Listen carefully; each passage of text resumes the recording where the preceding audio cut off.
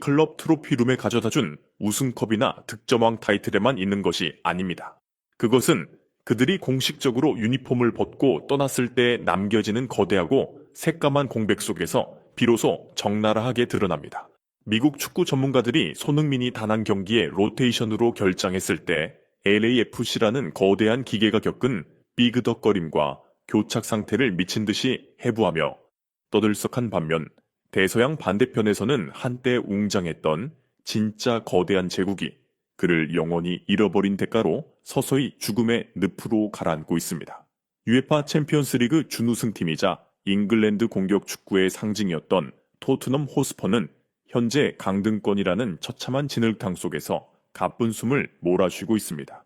오늘 새벽 현지 시간 2025/2026 시즌 프리미어리그 32 라운드에서 북런던의 바닥을 친 위기는 가장 흉측한 형체를 드러냈습니다. 스타디움 오브 라이트로 원정을 떠난 토트넘은 신임 사령탑 로베르토 데 제르비 감독의 데뷔전에서 썬덜랜드에게 0대1이라는 뼈아픈 패배를 당했습니다.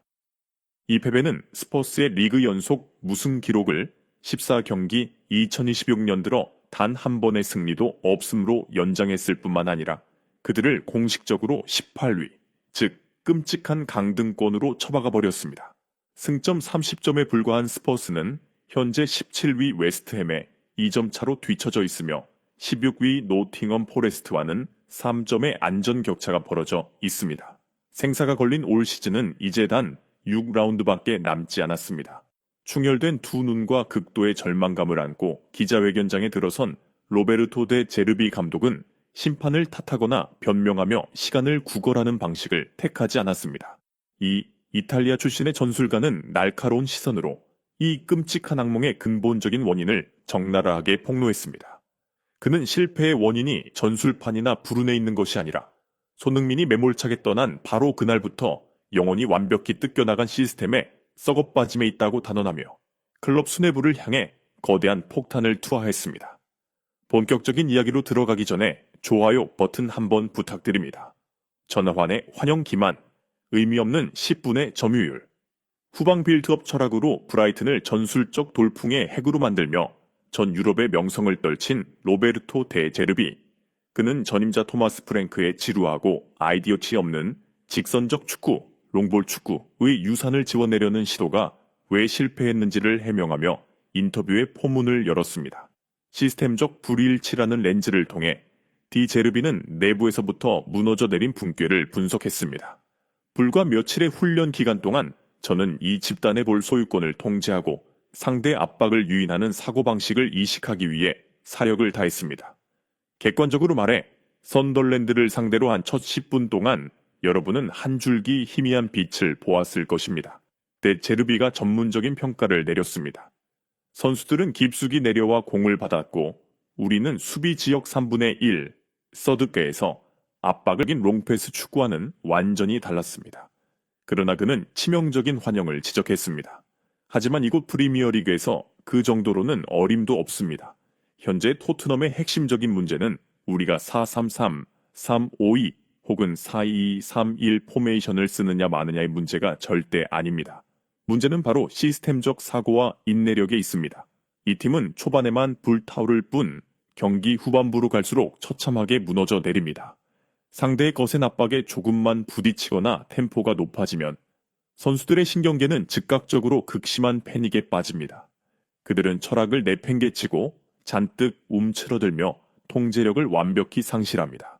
제 아무리 전술 시스템이 완벽하다 한들 피치 위에 굳건하게 닻을 내리 죽음 파이널 서드 공격 지역 3분의 1에서의 전문적인 영역으로 깊이 들어가 이탈리아의 전략가는 공격진의 처참한 빈약함을 정조준했습니다. 그는 기대 득점의 역설과 킬러 본능이라는 개념을 사용하여 데이터 분석가들은 차트를 보며 이렇게 말할 수 있을 것입니다. 오늘 내 전술 시스템은 완벽한 결정적 기회들을 창조해냈다고 말입니다. 히샬리송과 솔랑케 모두 썬덜랜드 골키퍼와 정면으로 맞서는 상황을 맞이했습니다. 데 제르비가 경기를 끝내지 못한 공격수들을 매섭게 비판했습니다. 하지만 데이터 수치가 당신을 대신해 골을 넣어주지 않는다는 잔혹한 진실은 바로 이것입니다. 현재 이 팀은 최종 단계에서의 마무리, 퀄리티, 엔드 프로덕트, 즉 경기의 숨통을 끊어버릴 그 차가운 킬러 본능이 끔찍할 정도로 결핍되어 있습니다. 클래스를 잃어버린 것에 대한 처절한 징벌, 여러분은 반드시 이해해야 합니다. 이 최고 수준의 축구는 결국 페널티 박스 안에서 운명이 결정됩니다. 전술판은 공을 박스 근처까지만 운반해 줄 뿐, 공을 골망 안으로 꽂아 넣는 것은 오직 사람의 몫입니다. 머지않은 과거에 토트넘은 손흥민이나 해리 케인 같은 진정한 월드클래스 선수들을 보유하고 있었습니다.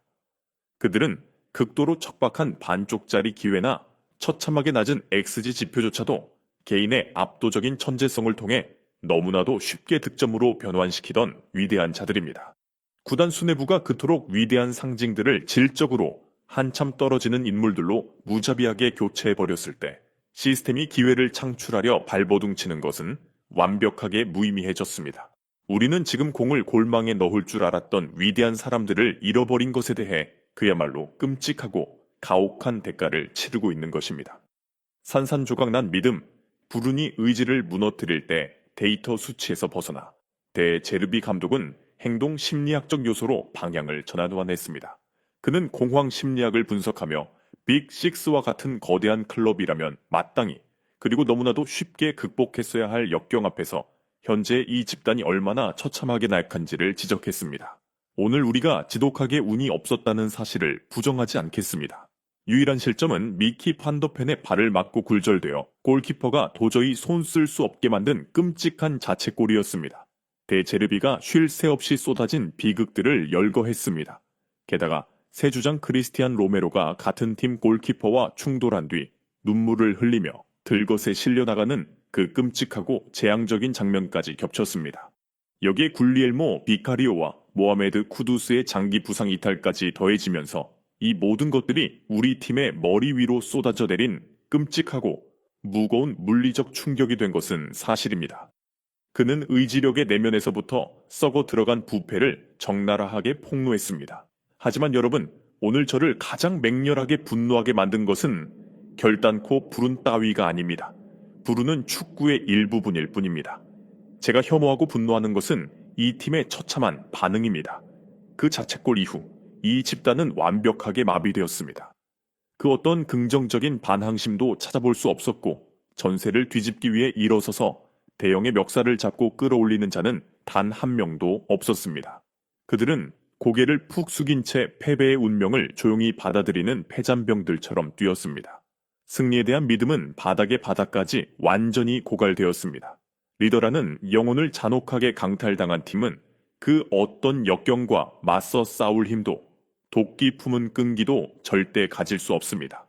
구단 수뇌부를 향한 사형 선고, 강등의 유령, 초상집처럼 무거운 침묵이 흐르는 기자회견을 마무리하며 로베르토 데 제르비는 갓 부임한 감독으로서는 극히 이례적인 행동을 감행했습니다.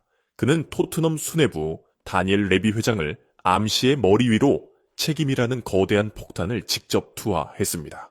얼음장처럼 차갑고 날카로운 선언을 통해 그는 끊임없는 감독 경질이 도저히 구제불능인 최악의 구조적 위기를 은폐하기 위한 기만적인 진통제에 불과함을 못 박았습니다. 우리 모두 피 흘리는 현실을 똑바로 직시해야 합니다. 우리는 지금 18위에 처박혀 있습니다. 웨스트햄의 2점, 노팅엄 포레스트의 3점이 뒤쳐져 있습니다. 강등이라는 끔찍한 망령은 이제 더 이상 신문 지면을 장식하는 헛된 협박이 아닙니다. 그것은 지금 우리 라커룸 문 바로 앞에 소름 끼치게 서 있습니다. 스퍼스가 이 클럽의 남은 역사를 구원하기 위해 피를 흘리며 싸워야 할 생사결단의 경기는 이곳의 수뇌부는 팀이 교착 상태에 빠지면 그저